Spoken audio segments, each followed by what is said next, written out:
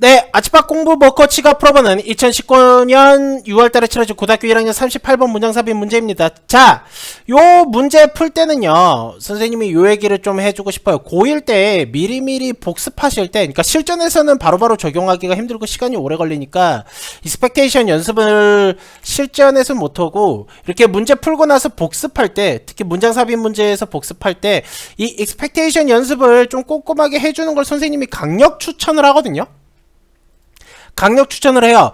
나중에 고등학교 1학년 때야 지문도 짧고 해석도 쉬우니까 그냥 읽고 풀 수가 있겠단 말이야. 나중에 고등학교 2학년, 고등학교 3학년 올라가 주시면 해석이 돼도 무슨 말인지 모르겠고 해석도 잘 안 되는 경우도 있고 이런 경우가 무조건 생깁니다. 아무리 영어 공부를 열심히 해도 이해가 안 되는 지문이 분명히 나와요. 분명히 나오기 때문에 그러면 이해가 안 되는 지문에서는 정답을 틀릴 겁니까? 아닙니다.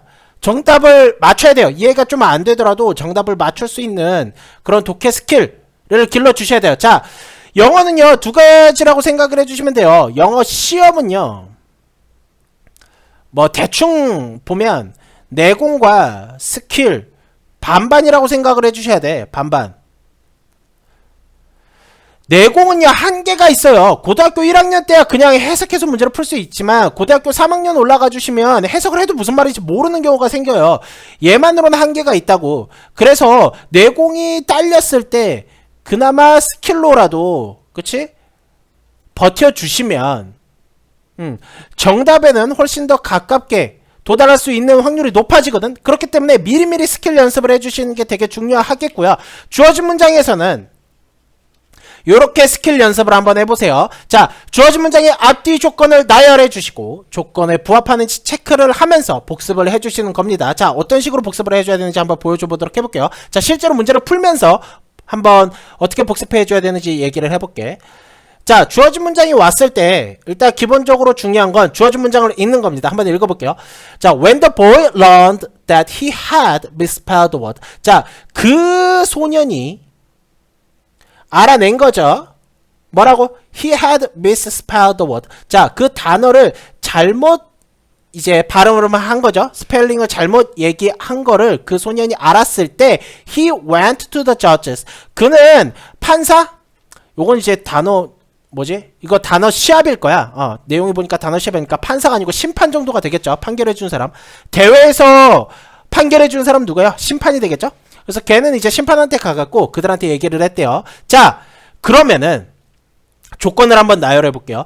주어진 문장 앞에는 어떤 내용이 나와줘야 돼요? 주어진 문장 앞에는 일단 첫 번째 단서 이런 관사 보시고 그 소년이라고 했으니까 앞에 소년에 관한 얘기가 무조건 나와줘야 돼.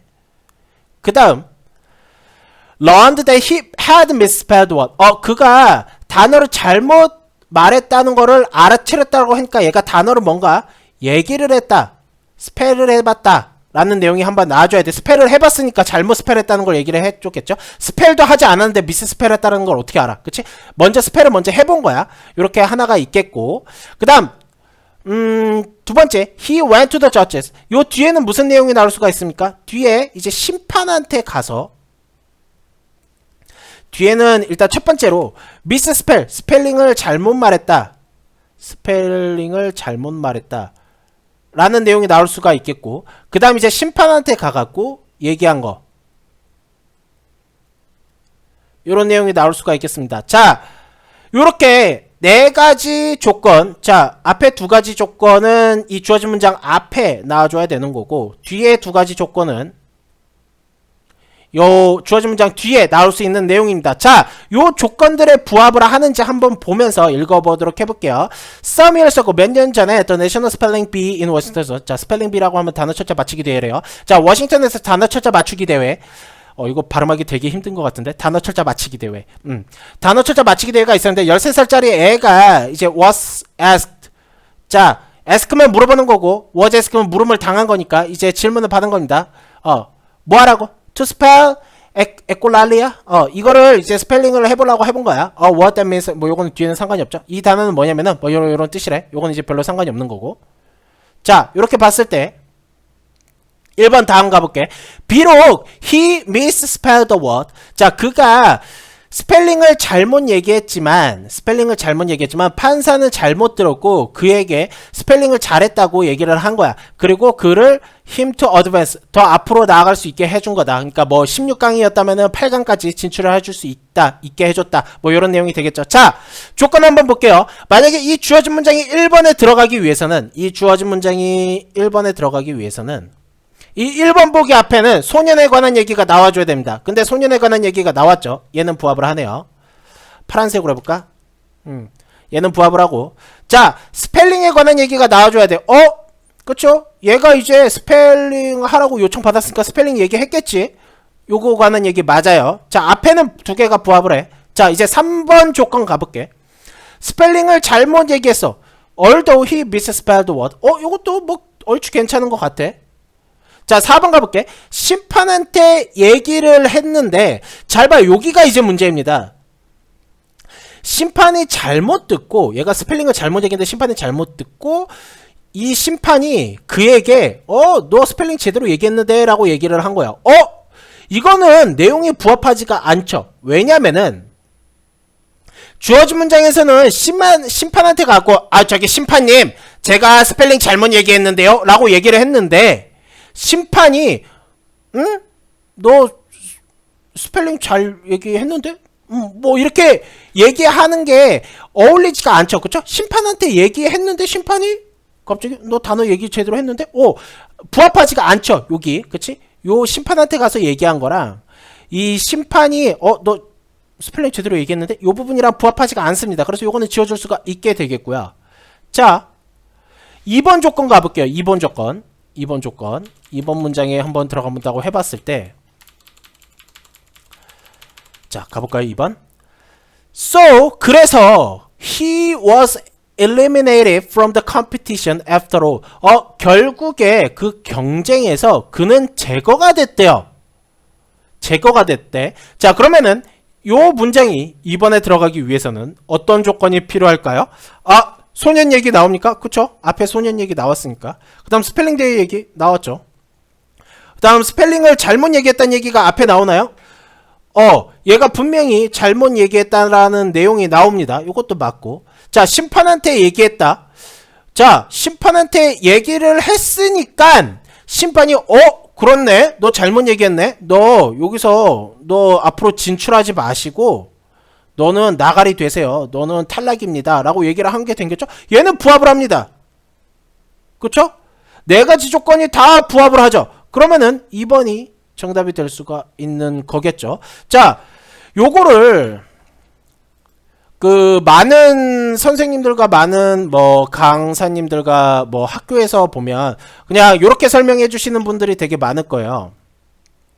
요렇게 설명해 주시는 분들.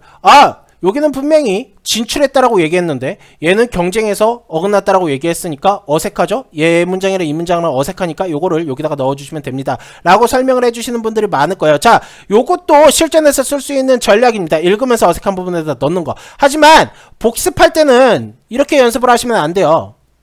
복습을 할 때는 독해력을 기르고 싶다. 내가 진짜 독해력을 기르고 싶다라고 할 때는 이 문장이랑 어색한 거를 느끼지 마시고요. 그치? 얘는 진출했다고 했는데 얘는 제거가 됐으니까 두 개가 어색하네? 그러니까 2번 이런 식으로 문제를 가주지 마주시고 이 주어진 문장의 앞뒤 조건을 나열을 해주시고 다 조건에 부합하니까 2번 얘는 하나 조건이 부합하지가 않네. 심판한테 얘기했다는데 분명히 심판이 갑자기 심판 단어로 옳게 얘기했다고요? 요거 부합하지 않네. 요런 조건을 미리 나열을 해 주신 다음에 그 조건에 맞는지 안 맞는지 요렇게 하나씩 따지면서 복습을 해 주시는 게 가장 좋습니다. 이렇게 해줘야 문장에 대한 이해력, 그 다음 문맥 간의 이해력, 그 다음 이 문장을 봤을 때 앞뒤 내용을 유추해 갖고 글을 조금 더 기준을 잡고 속독을 하는 연습에 되게 도움이 되고요. 나중에 니네가 고3이 되시면 요 뒷문장 이렇게 문장 읽었을 때 해석은 좀 돼도 이해가 안 되는 경우가 생긴단 말이야. 이해가 안 됐을 때는 어떻게든 앞뒤 조건을 몇몇 개라도 설정을 한 다음에 이 조건에 맞는지 틀리는지를 보시고 어떻게든 정답은 맞춰야 되는 그런, 이해는 안 되지만 정답은 맞춰야 되는 그런 독해 스킬을 길러야 할 때가 분명히 생기거든요. 아무리 영어 공부를 많이 한다고 해도 니네가 아무리 영어를 잘해도 이렇게 그 전략적인 스킬을 적용해야 될 때가 꼭 생긴단 말이야. 그쵸? 그렇기 위해서는 요런 연습, 그치? 주어진 문장의 앞뒤 조건을 나열해주고 조건에 부합하는지 체크를 하는 그런 연습이 꼭 필요합니다. 자, 3번부터는 뭐 확실하게 지워지죠.